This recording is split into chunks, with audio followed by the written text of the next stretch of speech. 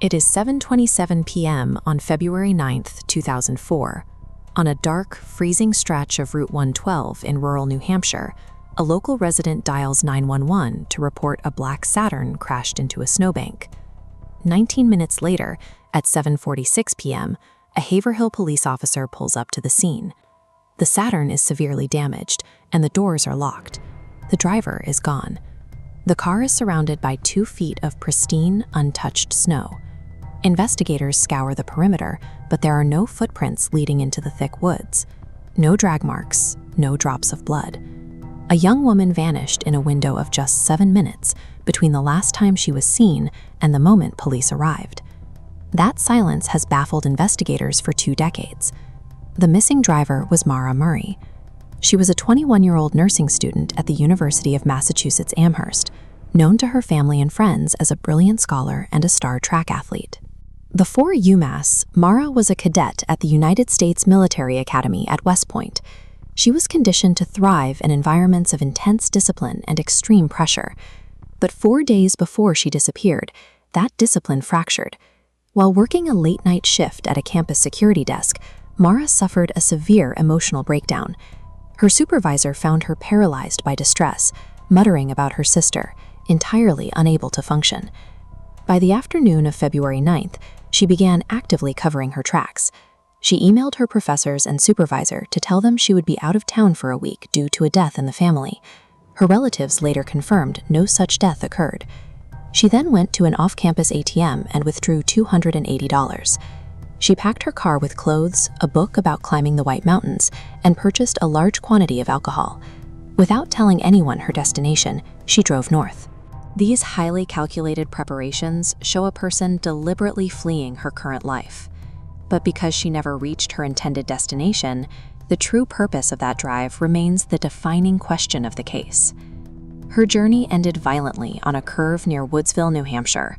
The Saturn lost control, spinning backward and slamming into a cluster of trees. Minutes after the impact, a local school bus driver named Butch Atwood pulled up to the wreckage. He found Maura shivering in the cold. When he offered to help, she refused, claiming she had already called AAA. Atwood knew that was a lie because there was zero cell phone service in that area.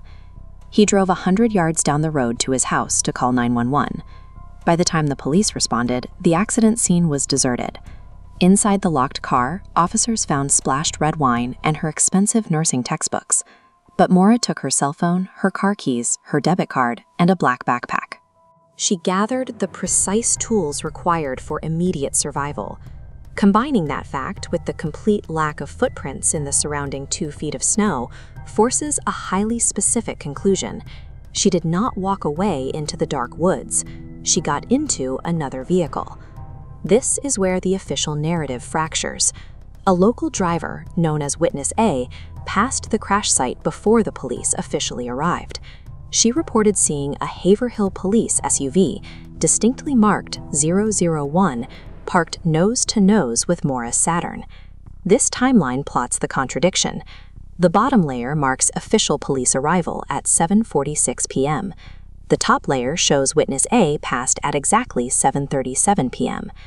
The officer insisted he drove SUV 001, yet logs show he wasn't dispatched until after she saw it. For years, Maura's father and thousands of volunteers scoured the White Mountains to no avail. The lack of physical evidence bred intense speculation about tandem drivers following her, or a potential local cover-up.